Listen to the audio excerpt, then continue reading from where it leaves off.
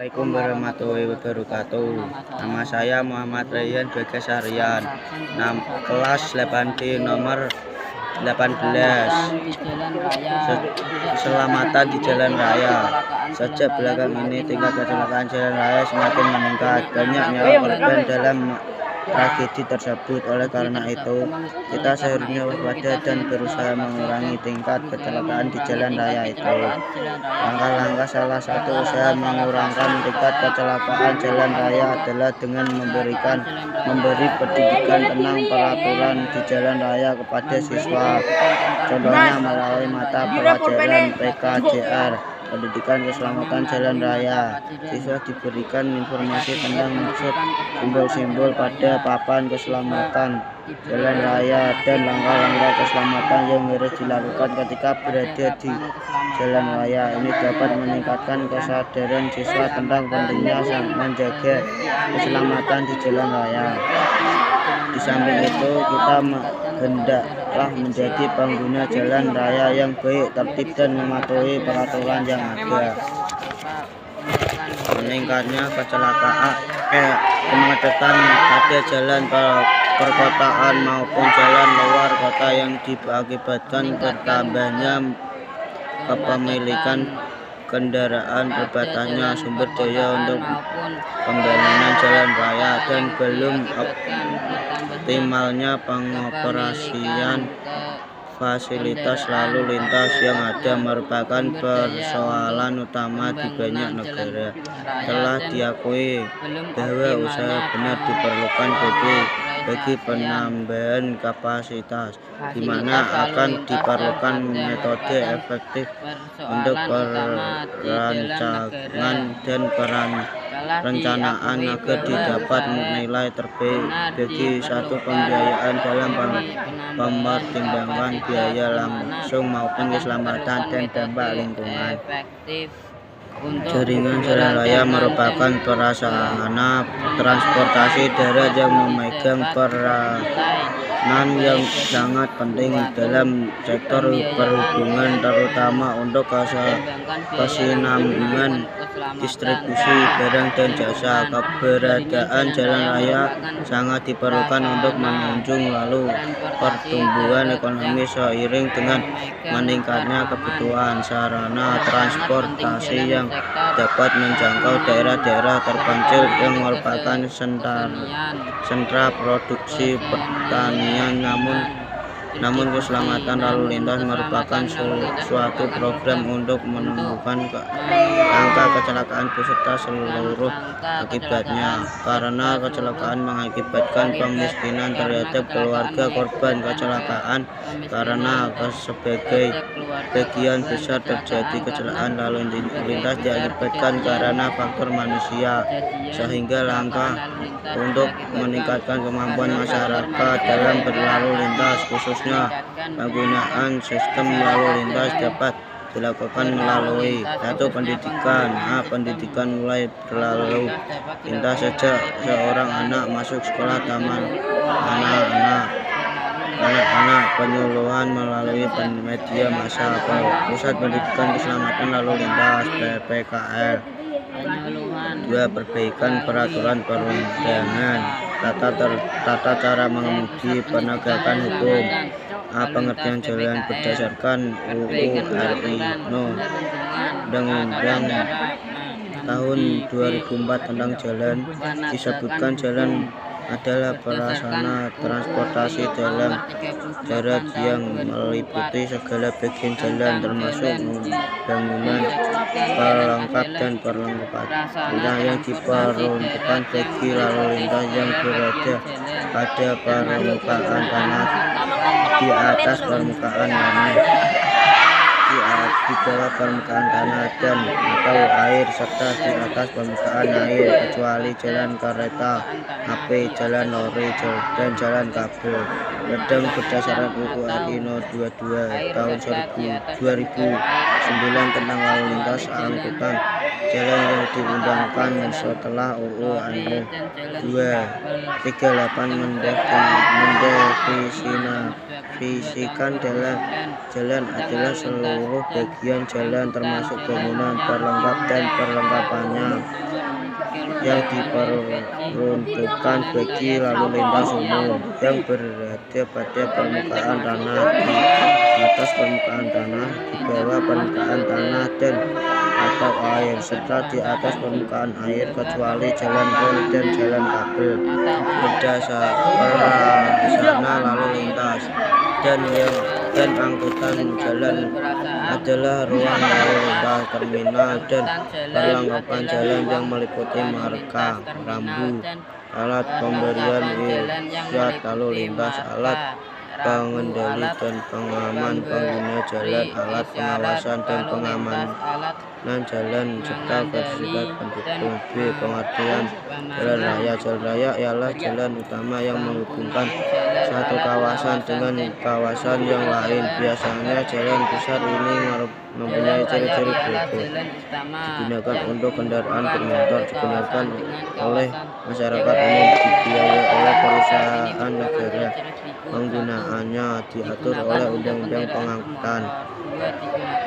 C. Pengertian keselamatan di jalan raya. Suatu upaya mengurangi kecelakaan dengan pemberhentian faktor-faktor penyebab kecelakaan seperti prasarana, faktor sekeliling, sarana manusia, organ rambu atau peraturan.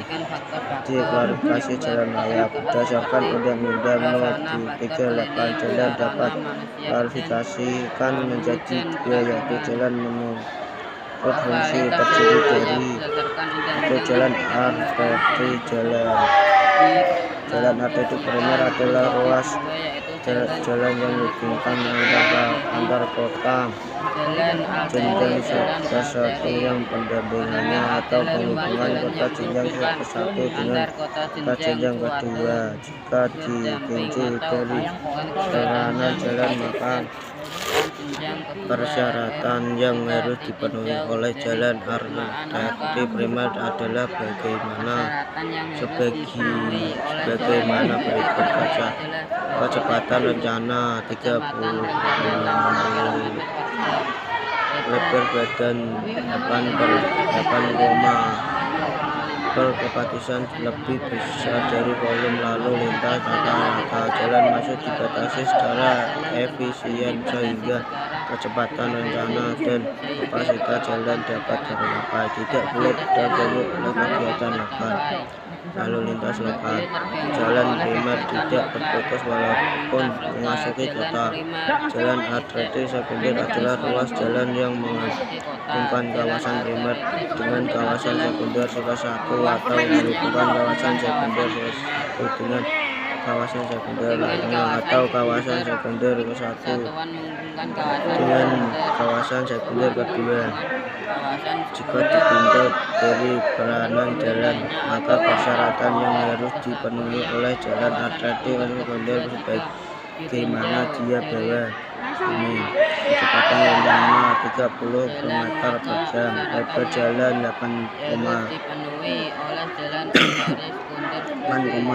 meter, kapasitas jalan lebih besar atau sama dari volume lalu lintas rata-rata.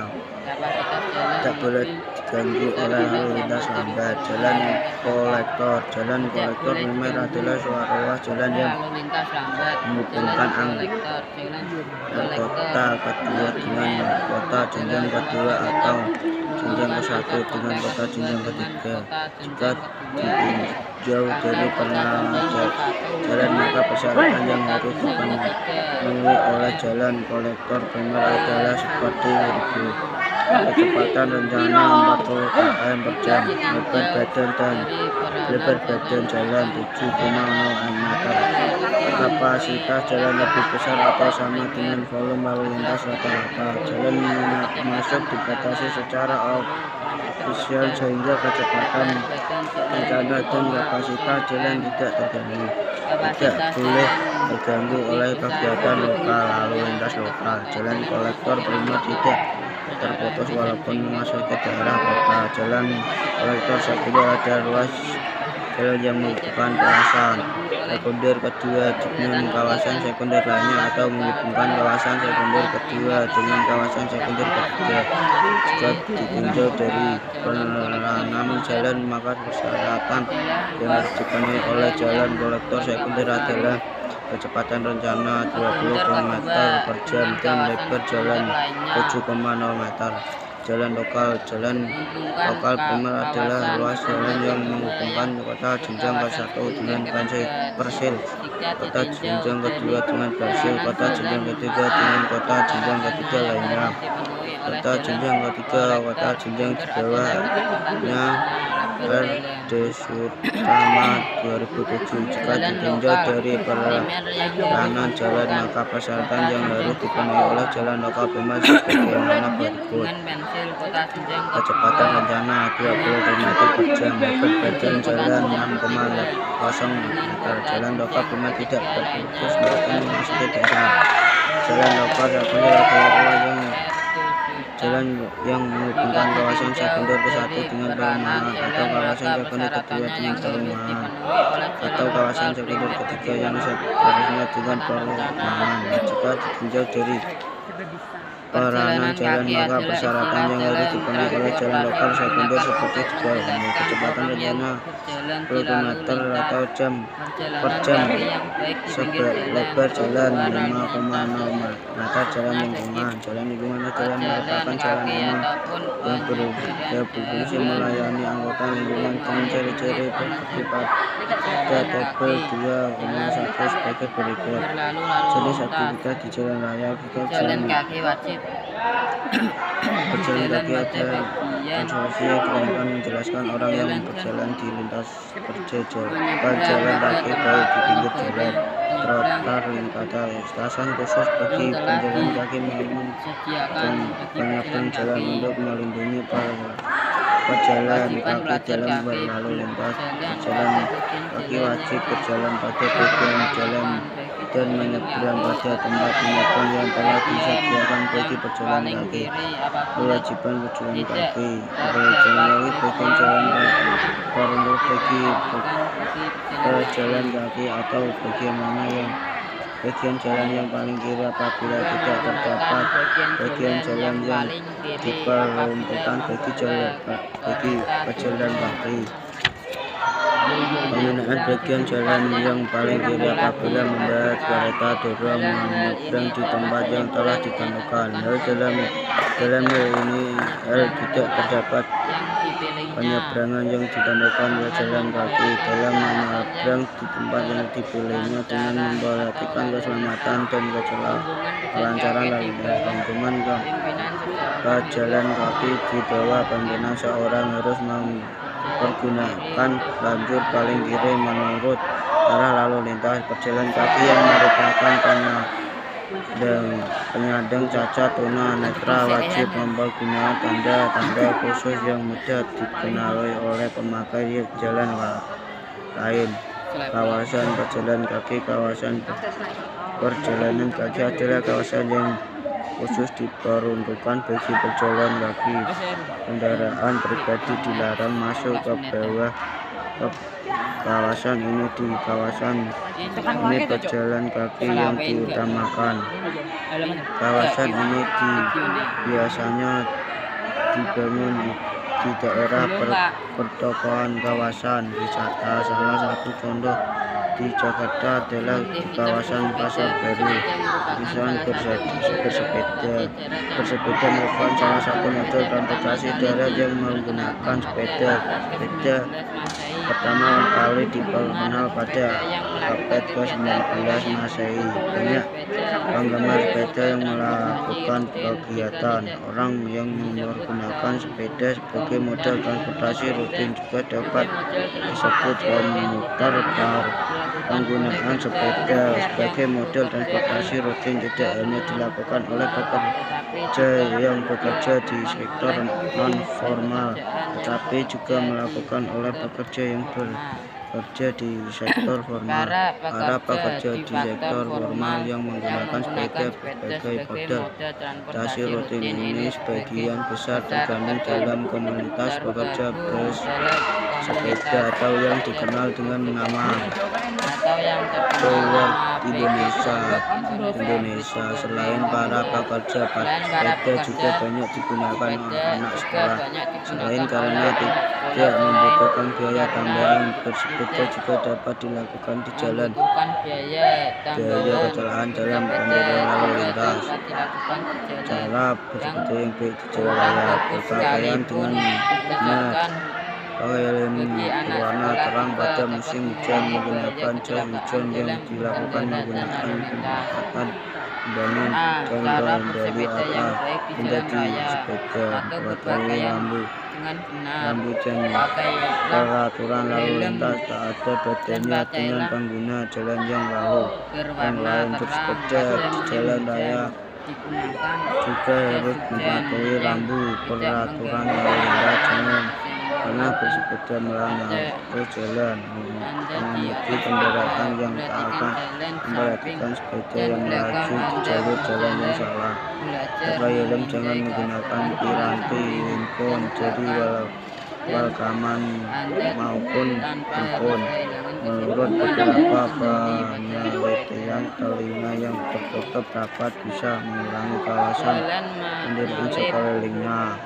Dari kiri memungkinkan kendaraan bermotor biasanya tidak akan Dan menyalip dari kiri mengemudi bermotor biasa tidak akan menduga kalau ada sepeda yang menyalip dari kiri. Gunakan lampu di malam hari. Selain membantu Anda melihat arah kondisi jalan, namun membantu mengemudi kendaraan lain di depan untuk melihat keberadaan Anda. Tambahkan juga lampu di bagian belakang sepeda atau sekurang-kurangnya reflektor.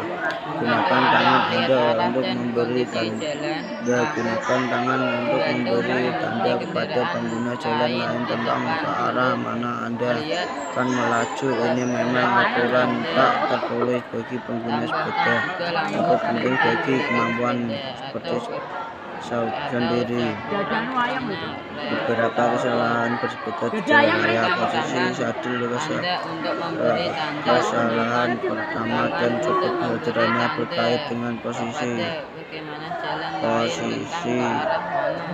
Para pewaser mula memiliki anggapan bahwa sadel lebih enak berada di posisi yang rendah. Tujuannya tak lain jika keseimbangan ini sangatlah tepat, namun sesungguhnya tersebut merupakan suatu kesalahan. Posisi sadel yang terlampau rendah sehingga membuat cepat lelah. Tenaga akan lebih banyak terkuras karena goyasan atau mengayuh pedal dengan kekuatan yang berlebihan. Tidak terlalu rendah ataupun tidak terlalu tinggi. Posisi telapak kaki di ujung kaki pedal dengan posisi tepat. Sebab posisi telapak kaki seperti ini membuat tenaga tidak bisa penuh. Kebiasaan ini bisa beresiko menyebabkan rantai keluar dari gear atau rantai menjadi lebih cepat rusak. Tentu saja ini suatu kesalahan yang bisa membahayakan goeser sendiri dan pengguna jalan lainnya.